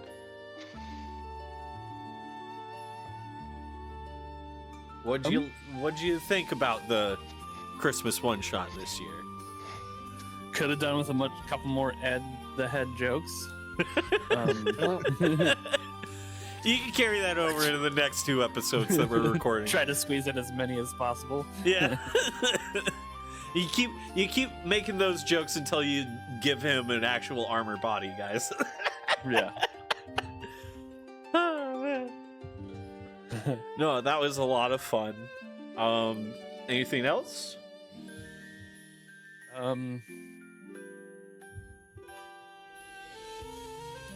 The mirror was good. Yeah. I like the describing factors around the gingerbread housing from at the beginning. That was pretty nice. Aw, thanks. All right. Well, we, ladies and gentlemen who are watching here on Twitch, we're going to take about a 10-minute break, stretch our legs, get some bio break stuff done, and then we're going to come back. If you're watching on YouTube, well, we're going to release these next 2 episodes probably next week. Love you all. Thank you so much for all the support on the YouTube shorts as of late. You guys have been absolutely killing it on the support there. Like, thank you. Oh my gosh. Everything else, there's MasterCard. No, I'm kidding. Not sponsored. No, ladies and gentlemen, thank you so much, and don't go away. The Six Sword Saga is coming right back, and it's our regular episodes, so don't go away.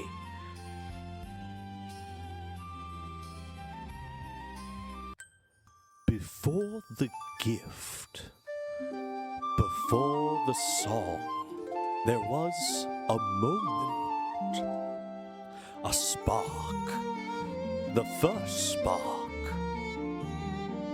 The joy that leaps into a child's heart the moment hope becomes real. That spark is older than Santa, older than stories.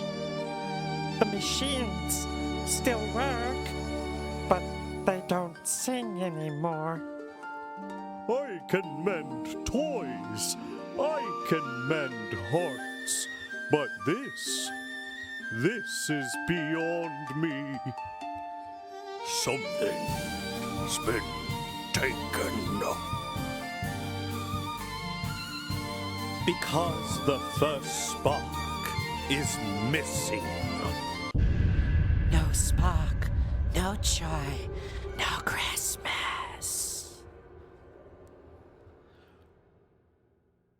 Names are such funny things. And sparks, or sparks burn. When joy is stolen, heroes aren't forged by steel. They're forged by what they're willing to protect. Welcome to this year's One Shot. When Christmas first touched Garland, the first spark must be found.